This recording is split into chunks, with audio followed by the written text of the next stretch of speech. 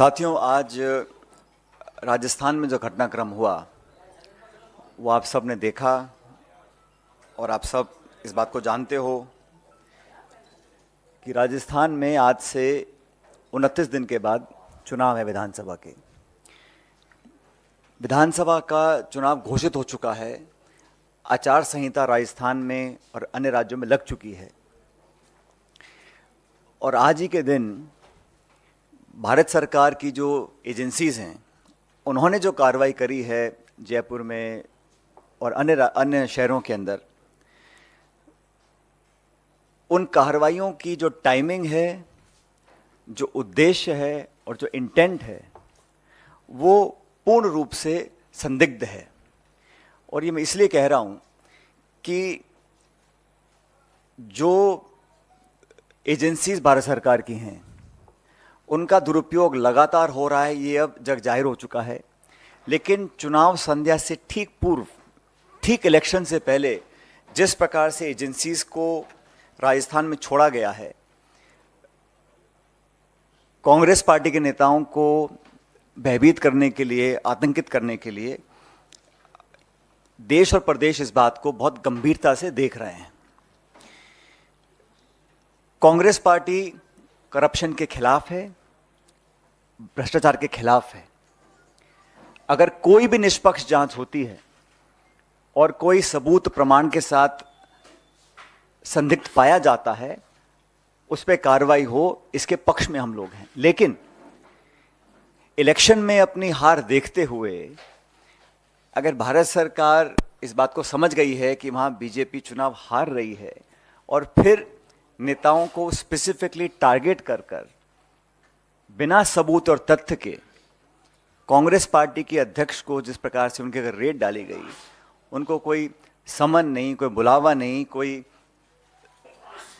सबूत नहीं, और इस प्रकार की जो रेड डाली गई है वो सिर्फ एक संकेत देने के लिए दी गई है, मैसेज देने के लिए दी गई है कि अगर हम पॉलिटिकली कमजोर पड़ेंगे तो हमारा साथ देने के लिए नाना प्रकार की जो एजेंसीज भारत सरकार की हैं, चाहे वो सीबीआई है, ईडी है, इनकम टैक्स है, उनका हम दुरुपयोग करेंगे और लोगों के अंदर एक तरह का भय पैदा करने की हम कोशिश करेंगे।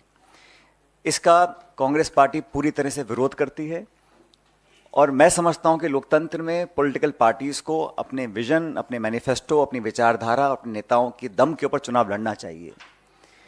भारतीय जनता पार्टी सभी 5 राज्यों में फिलहाल पीछे चल रही है और मैं ऐसा मानता हूं कि जो आज की कार्रवाई है वो इस बात का स्पष्ट संकेत है।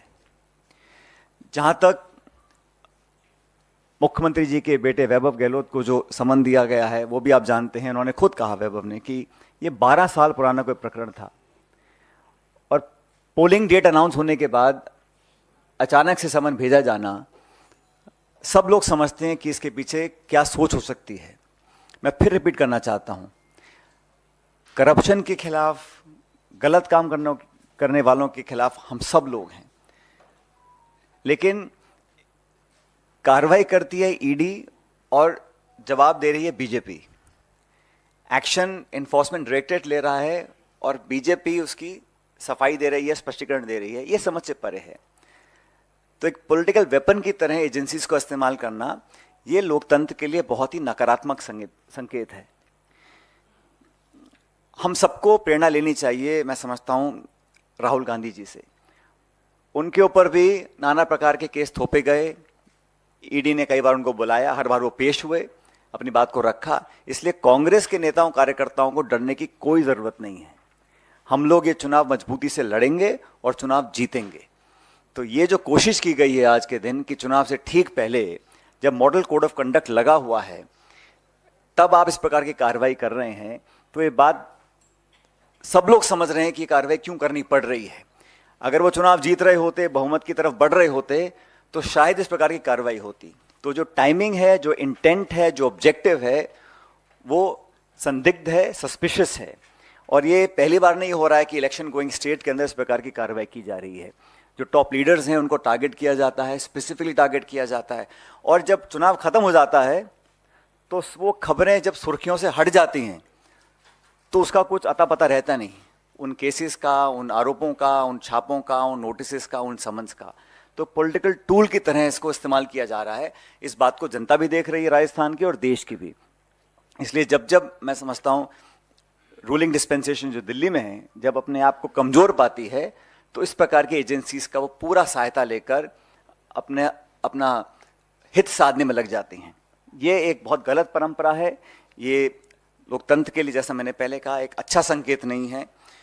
और जैसा मैंने कहा कि आज जो हुआ है उसको पूरा प्रदेश देख रहा है, इलेक्शन गोइंग स्टेट है। राजस्थान के अंदर जब जब करप्शन के इश्यूज आए उस पर कार्रवाई करने की मांग पहले भी होती, आज भी होती आई है। लेकिन अब जब चुनाव डिक्लेयर हो गए हैं, अब जब इलेक्शन सिर्फ 3-4 हफ्ते दूर है, अब अचानक आप जागें, पुराने केसेस को आप उठाएं, समन्स भेजें, छापे डालें और एक प्रकार से लोगों को टारगेट कर कर उनका चरित्र हनन करने की जो कोशिश करें। जांच से कोई डरता नहीं, आप कोई भी जांच कराइए, सब जांच फेस करने को तैयार है। जैसे मैंने कहा, राहुल गांधी जी फेस कर रहे हैं, सब लोग फेस कर रहे हैं। लेकिन इलेक्शन की पूर्व संध्या पर इस प्रकार की कार्रवाई होना, इसकी मैं भर्त्सना करता हूं, इसकी मैं निंदा करता हूं कि ये जो किया गया है ये पूर्ण तरह पॉलिटिकली मोटिवेटेड है। आप लोगों के कोई सवाल हैं तो मैं जवाब दे सकता हूं।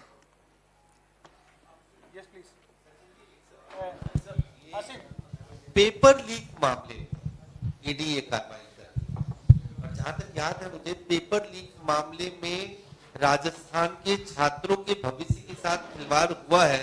इस बात को लेकर आपने लंबे समय तक एक प्रोटेस्ट आंदोलन, इस पूरे मामले को और इस पूरे मुद्दे को उठाया। आज ईडी इसी मामले को आधार बना के कार्रवाई कर रही है, क्या कहना चाहेंगे आप? ईडी का कोई स्टेटमेंट आया है?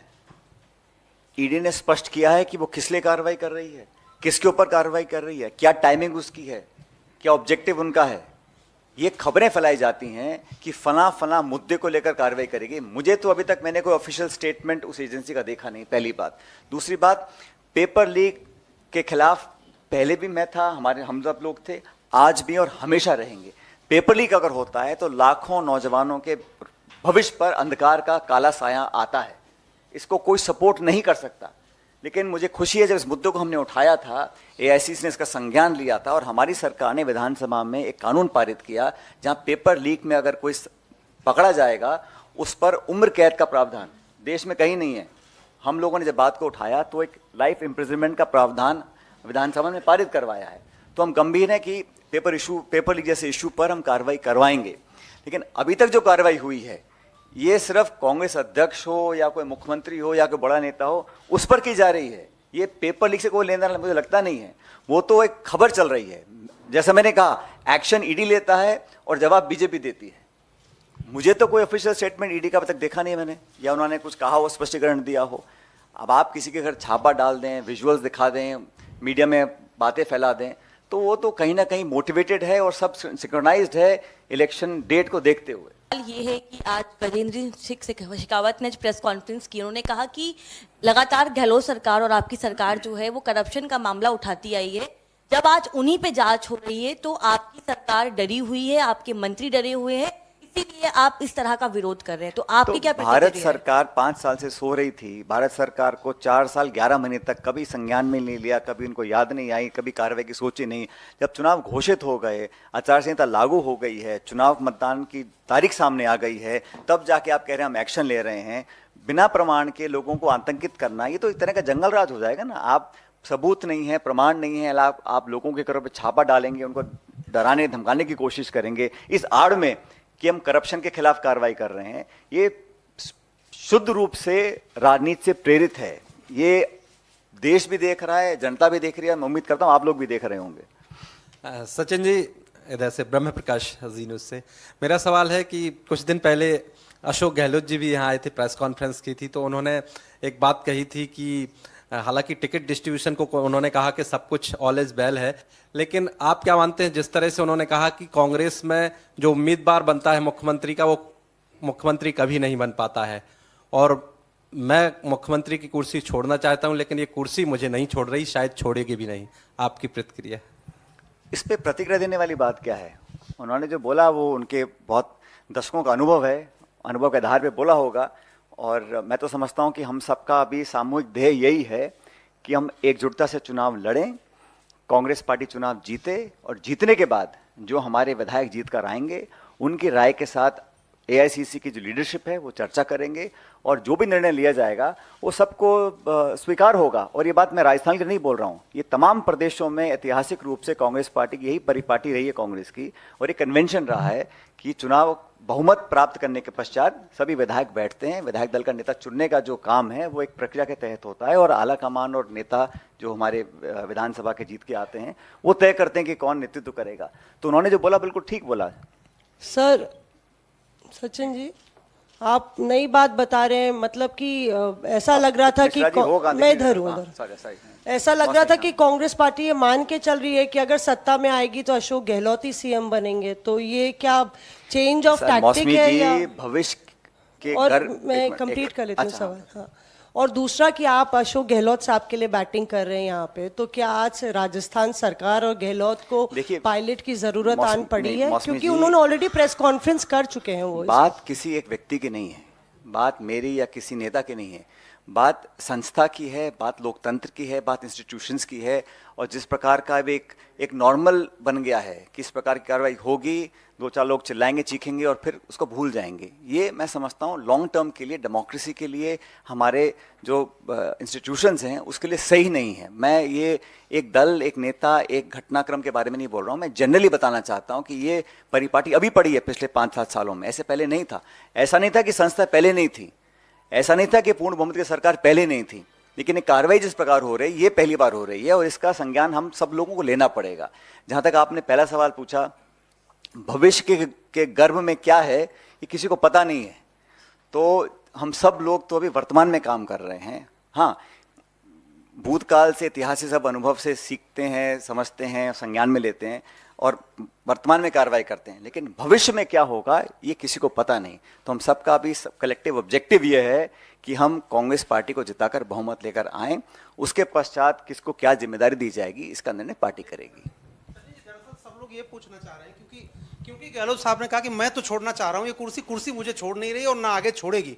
तो सब लोगों का ये जानना कि आपके पास चूंकि जिम्मेदारी है, आपकी कोई केमिकल इस तरह का इजाद आपने किया कि जो चिपकी हुई कुर्सी उसको आप अलग कर सके, कोई इस तरह का कोई अनुसंधान आप कर रहे हैं? दूसरी हमारे यहाँ सुनो मेरी बात, दूसरी बात, एक छोटा सवाल, आपने तमाम प्रक्रिया बता दी कि हमारी पार्टी में ये प्रक्रिया है, तो प्रक्रिया के तहत 2 ऑब्जर्वर गए थे, प्रक्रिया के तहत उन्होंने विधायक दल की बैठक बुलाई, तो उस प्रक्रिया का पालन तो वहां हुआ नहीं, तो आप कैसे उम्मीद करते हैं कि आगे प्रक्रिया का पालन ऐसा है जो आप, मैं जानता हूं मुझे क्या बुलवाना चाह रहे हो, लेकिन जो जिस घटनाक्रम का आपने उल्लेख किया है वो भी एक शोध का विषय है कि वो, लेकिन वो अतीत में है। मैंने कहा जो समय निकल गया वापस आने वाला नहीं है, अब हमें आगे की तरफ देखना है। बड़ी चुनौती देश के सामने है। ये 5 राज्यों में अगर कांग्रेस पार्टी जीतती है तो निश्चित रूप से 2024 में इंडिया अलायंस सरकार बनाएगी भारत में।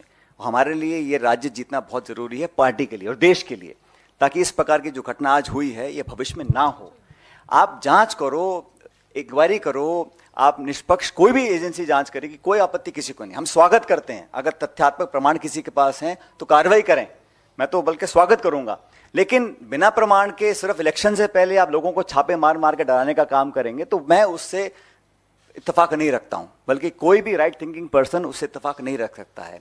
तो हमारा अभी उद्देश्य है, क्योंकि चुनाव डिक्लेयर हो गए हैं, हमने काफ़ी 76 या 75 विधायकों के नाम डिक्लेयर किए हैं जो हमारे कैंडिडेट्स होंगे, तो हमारा अब चुनावी मोड में काम चल रहा है। लेकिन बीजेपी कहीं ना कहीं बैकफुट पे है, इसलिए इस प्रकार की कार्रवाई करी है। मैं नहीं समझता हूं कि अगर बीजेपी को लगता है वो चुनाव जीत रहे हैं तो उनको जरूरत पड़ती इस प्रकार की कार्रवाई करवाने की जो आज करी है। सचिन जी, अशोक गहलोत साहब ने जब प्रेस कॉन्फ्रेंस की थी तो उन्होंने कहा था फॉरगेट एंड फॉरगिव कर दिया है, मैंने माफ कर दिया है और भूल गया हूं। तो सचिन पायलट क्योंकि रिसीविंग एंड पे थे काफी जगहों पर, तो क्या सचिन पायलट ने भी फॉरगेट एंड फॉरगिव कर दिया है? वो मेरे लिए बोल रहे थे, खुद के लिए बोल रहे थे, आई डोंट नो, बिकॉज मुझे तो खड़गे साहब ने बड़ा स्पष्ट, में आपके ही सवाल पूछा, मुझे हमारे आदरणीय अध्यक्ष जी खड़गे साहब ने बड़ा स्पष्ट कहा था जब उनसे मिला था 5-6 महीने पहले। उन्होंने कहा था कि हम सबको मिलकर ये चुनाव लड़ना है। ये चुनाव कोई एक व्यक्ति चुनाव जिता दे किसी भी राज्य में, किसी भी देश में, संभव नहीं है। संगठन चुनाव लड़ता है, एक कलेक्टिव लीडरशिप होती है, उसमें एक अच्छा मिश्रण होता है अनुभव का, युवाओं का, प्रतिभा का, और जो लोग एक्सपीरियंस हैं या जो लोग नए आते हैं राजनीति में, उन सबको साथ लेकर की जिम्मेदारी चलने की हम सब लोगों की है। उन्होंने मुझे कहा था कि Sachin, we have to move forward, तो let's forget the past, forget whatever has happened and move forward. तो हमने तो उस लाइन पे आगे चलने का काम किया है और मैं समझता हूँ यही समय की पुकार भी है कि हमें आगे चलना चाहिए। सर एक तस्वीर अभी याद दिखाई दे गई जिसमें आप पायलट हैं और पीछे गहलोत साहब बैठे हुए हैं।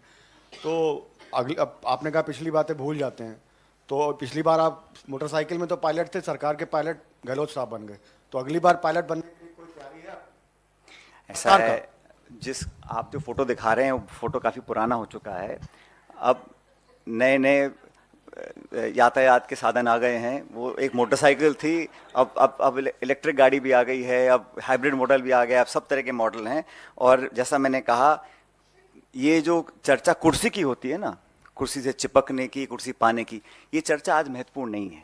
आज देश एक बहुत नाजुक मोड़ पे खड़ा है और सबको चुनौती है, इसलिए हम सब चुनाव जीतें, बहुमत प्राप्त करें, उसके बाद किसको क्या जिम्मेदारी देनी है इसका पार्टी निर्णय करेगी। और कौन बैठेगा मोटरसाइकिल में, कौन बैठेगा कॉकपिट में, इसका निर्णय पार्टी करेगी। राजस्थान में पिछले 10 साल से पेपर लीक की लगातार घटनाएं हो रही है। इसी सरकार में नहीं, पिछली सरकार में भी हुई है।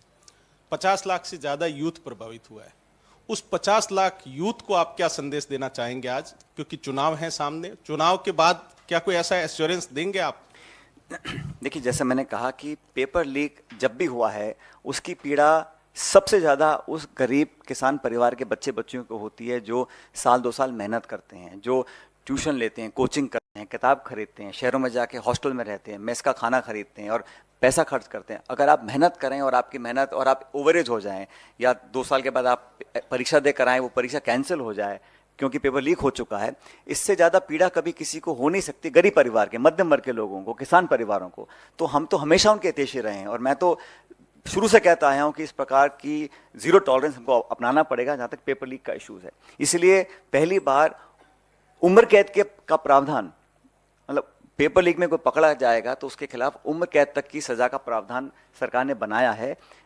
हमने बात उठाई, इसीलिए मुझे लगता है सरकार ने ये कानून पारित किया।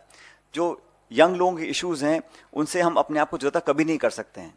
और विवेक जी, जो नौजवान है उसकी बहुत उम्मीद हम लोगों से है, तो हम अपनी राजनीति साधने के लिए उनके भविष्य को हम साइडलाइन कर दें, ये संभव नहीं है। उनको प्रोटेक्ट करने के लिए, उनके भविष्य को सिक्योर करने के लिए जो भी करना पड़ेगा उस काम को हम लोग करेंगे। मैंने तो इतना भी कहा था कि जो हमारा पब्लिक सर्विस कमीशन है उसमें भी उचित रिफॉर्म्स होने चाहिए। किसी कारणवश वो हम लोग नहीं कर पाए, उसका हम सबको खेद है कि अब तो चुनाव आचार संहिता लग चुकी है, तो कभी कभी गलत नियुक्तियाँ हो जाती हैं, जैसा खुद आपने देखा राजस्थान में ऐसा हो चुका है। वो नहीं होना चाहिए था। लेकिन इशू ये है कि हमारा इंटेंट, हमारा पॉलिटिकल जो सोच है वो युवाओं के प्रति है।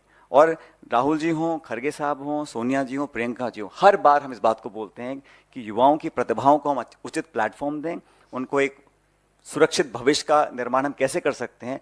और पार्टी का जो हमारा अगली गारंटीज आएंगी, जो मैनिफेस्टो आएगा, वो भी युवाओं पर काफ़ी हद तक केंद्रित रहेगा।